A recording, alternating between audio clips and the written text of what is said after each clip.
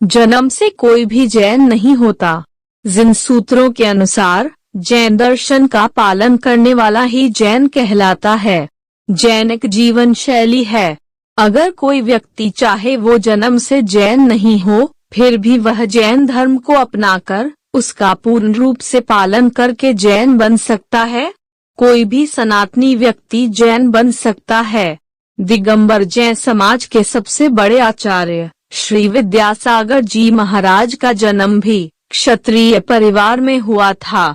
दीक्षा कोई भी ले सकता है, मगर शर्त इतनी ही है कि वह दीक्षा के पात्र हो, यानी उसमें पात्रता होनी चाहिए। कोई भी जैन धर्मी चाहे किसी भी प्रदेश का रहने वाला हो, उसकी भावना होने पर वह संसार का त्याग करके मुक्ति की ओर ले जाने वाली जैन दीक्षा ले सकता है।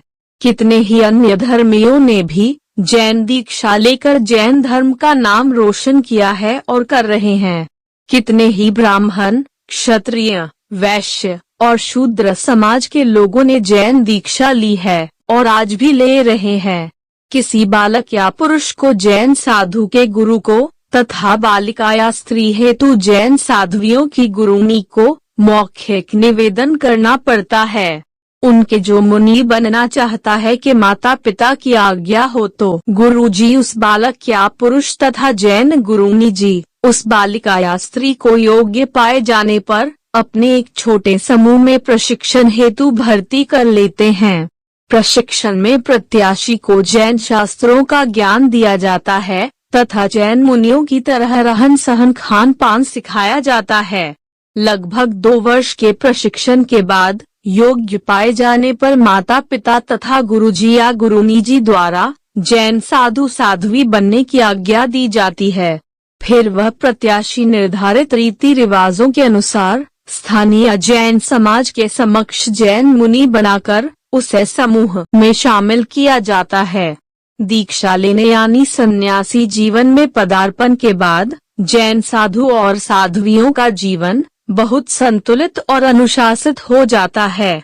सूर्यास्त के बाद जैन साधु और साध्वियां पानी की एक बूंद और अन्न का एक दाना भी नहीं खाते हैं। सूर्योदय होने के बाद भी ये लोग करीब 48 मिनट का इंतजार करते हैं, उसके बाद ही पानी पीते हैं। जैन साधु और साध्वियां अपने लिए कभी भोजन नहीं पकाते हैं, न ही उनके लिए आश्रम में कोई भोजन बनाता है, बल्कि ये लोग घर घर जाकर भोजन के लिए भिक्षा मांगते हैं। इस प्रथा को गोचरी कहा जाता है। जिस तरह गायें हर द्वार से थोड़ा थोड़ा भोजन करती है, उसी तरह जैन मुनियों को भी एक घर से बहुत सारा भोजन लेने की अनुमति नहीं होती है। साथ ही यह भी ध्यान रखा जाता है कि जिन घरों से वो भिक्षा मांगने जाएं, वहां शाकाहारी भोजन ही बनाया जाता हो।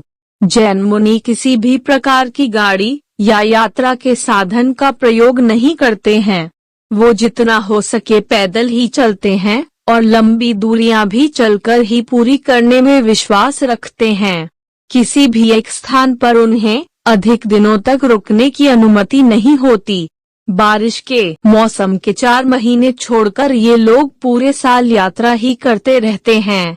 इस यात्रा में उन्हें नंगे पैर और बिना किसी चप्पल या जूतों के करनी पड़ती है। इसे पदयात्रा कहा जाता है और इसका पालन मुनियों का धर्म है। उनका जीवन पूरी तरह से ध्यान और धर्म के प्रति समर्पित हो जाता है। मित्रों, अगर वीडियो पसंद आया है तो प्लीज हमारे चैनल हिमांशु वॉइस को सब्सक्राइब कीजिए, वीडियो को लाइक तथा कमेंट कीजिए। धन्यवाद।